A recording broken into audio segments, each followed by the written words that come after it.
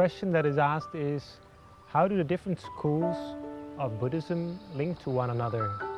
Some people, they talk about schools, other people talk about sects. Whatever word you want to use, it is evident that in the present day there is more than one form of Buddhism that is being practiced in different countries. So what is the difference and what is the same thing here? What is the similarities?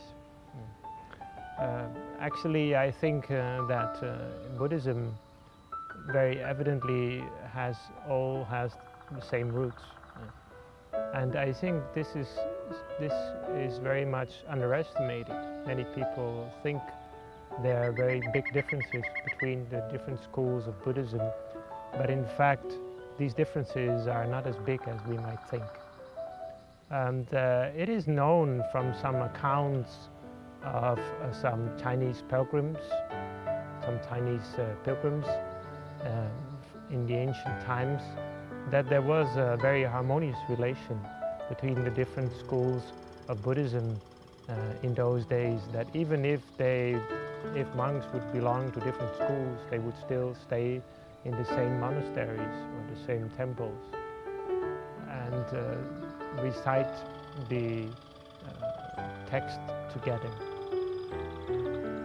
So this is a proof and evidence that perhaps some differences have been exaggerated through the passage of time, and perhaps the differences aren't as great as we'd like to think.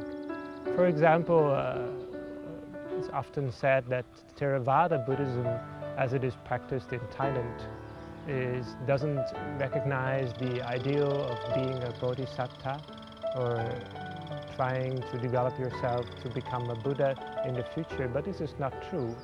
Also, Theravada Buddhism has this ideal. And it's also said that Mahayana Buddhism does not recognize the patimokkha or the rules of conduct for monks. This also isn't true. However, there may be differences in interpretation.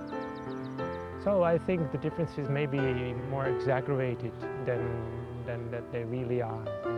What is important is that in every tradition there are people who practice well and can be example, and we can learn from these teachers, we can learn from these people. And if we dedicate ourselves wholeheartedly to the practice of Buddhism, no matter what tradition, then the good fruits of our practice will certainly be felt. And it's only a matter of time, and we will find that the Dhamma will take care of us. We will grow in the Dhamma, and we will find more happiness and prosperity in life.